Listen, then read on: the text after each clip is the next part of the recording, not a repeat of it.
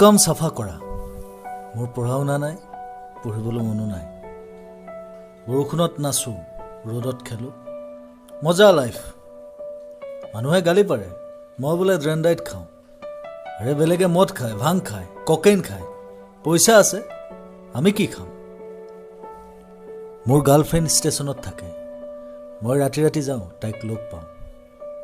এদিন জুবিন গাৰ্গক লৈ গৈছিলোঁ তাইক দেখুৱাবলৈ, তাই নাহিল। পৃথিৱীখন বৰ কমপ্লিকেটেড। ষ্টেচনটোৰ সিপাৰেই মোৰ ঘৰ। ৰাতি যেতিয়া দেউতাই মোৰ পিঠি দুফাল কৰি থাকে, মোৰ কামিহাৰকেইডালে কয়, বাপেৰৰ মূৰটো কৰি আছো ইমান দিনে, পিঠিখনকে চিধা কৰিব নোৱাৰিলি।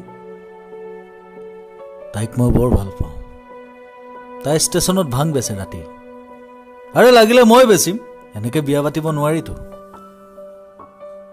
মোৰ তেতিয়া 8 বছৰ, তাইৰ 14 বছৰ। বয়সৰো কথা আছে নহয়। নাজানো আৰু ডাঙৰ হ'লে কি হ'ম, কিন্তু চাফা কৰি যাম। মই চেলিম।